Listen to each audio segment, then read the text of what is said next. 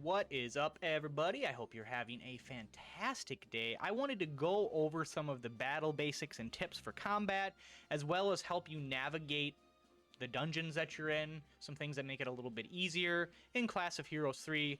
So let's get into it. Now, if you bring up your map, oh yeah, I guess I should mention this at the very start. Make sure you buy your maps in town, and if you don't know how to do that, I guess I'll show you real quick, just because, you know, I want to help you out. You go to the store, go to buy, we go to items, and you can see here's maps. There are maps of the regions you will go to. You buy that, and then you'll be able to map it out. If you don't have a map, and you go to an area,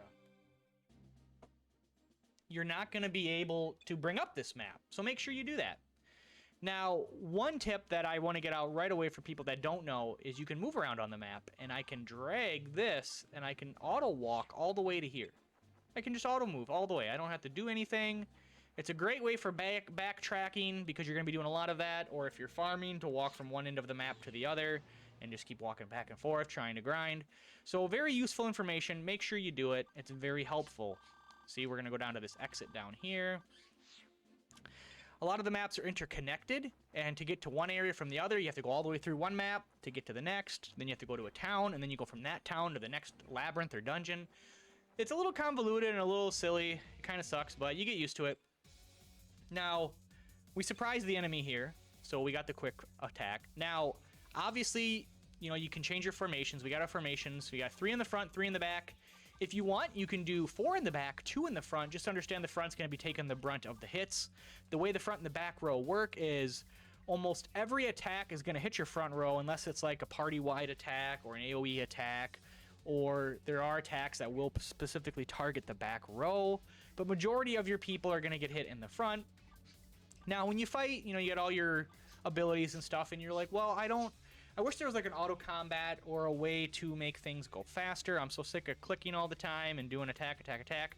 Well, if you just hover on attack and you just hold the A button down, confirm button, whatever button it would be on your controller, your whole party will just all attack. They'll all go through and do their attacks.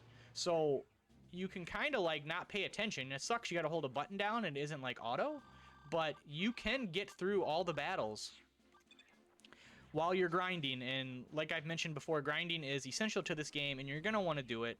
My party is mostly level 7 and 8, and I can't even fight the second area here. So here, I'm going to go to the second area. I'm going to go to the snow field here. This has a hard time even doing that. So we're just going to hold A down, and we're just going to auto battle, and it's just going to go through all the pop-ups and stuff. And see, there we go. We go through the battle, just hold it down. So it's kind of a way to do auto combat, I guess, even though there's no actual button. So it's pretty useful. It does come in handy. Now, keep in mind, when you're out adventuring and you're not in the academy. So I just got to this town. You know, I found this town going through the forest, and then it connects me to the snow biome. We can look here on the map. You know, the snow fields are above me. I'm right here. There's the academy. When you go to a town, they will have other items. They'll sell things that the academy doesn't have, and that's pretty nice. And they'll have maps to newer areas that you can go to, and they'll have recipes that I'm not sure if the recipes are unique to here or not, but they might be. But the main thing you're going to notice, we're injured. I need to heal. We go to the inn, right? We're going to go to rest. These are static, these prices. They appear to be the same no matter where you go. I got to pay now to heal, and I can just restore MP, or I can restore HP and MP.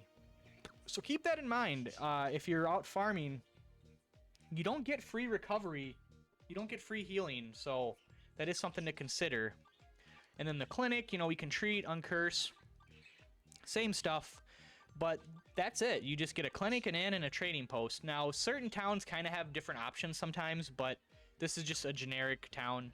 So some towns will also have, like, I believe they even have quest givers, I think. I don't know, I could be wrong on that one. I might be remembering the first or the second game. But anyway, that's how these kind of work, these intermediate towns where you get in. Another thing people aren't aware of, and some people think this is like a bug or a glitch if they come across it. If I go... See how I can do resume? Watch this. Station your current party and resume. So I'm going to station my party at this town. Okay? Now here I am, and I'm like, well, where's my I'm back at the academy. So I'm at the academy now. And I'm like, oh, I can't do anything. What's going on? Well, I have my party stationed here at this institute. Now I can play as them. You can actually have multiple parties in the world at once. You can move them around. You actually can basically leave them there. you just leave them there. You're like, okay, you basically station them in an area, and then you can come back and you can, you know, pick them back up. So do keep that in mind if you want to have multiple parties, which you might want to. Sometimes you will actually have to rescue party members if they get incapacitated or turned to stone. You'll have options to rescue them and like go retrieve them because they were lost. Now, if you look here, we have ally search. If you click your interact button, you can do check or ally search and see you can save students who are paralyzed, petrified, or incapacitated. So you can come in with another party or the same party and come back and get your members because they will be like in that location wherever that battle took place, and you'll have to rescue them. So keep that in mind as well. This video is getting longer than I intended, so I'm going to leave it there. I got a couple more videos to cover on this game, going over more of the, you know, basics, the details on it. So look forward to those. And if you guys have any questions or comments, please drop them down below. Thank you all so much for watching, and I do appreciate it. And I hope to see you in the next one. Until then, later guys. Peace out. Have a good one.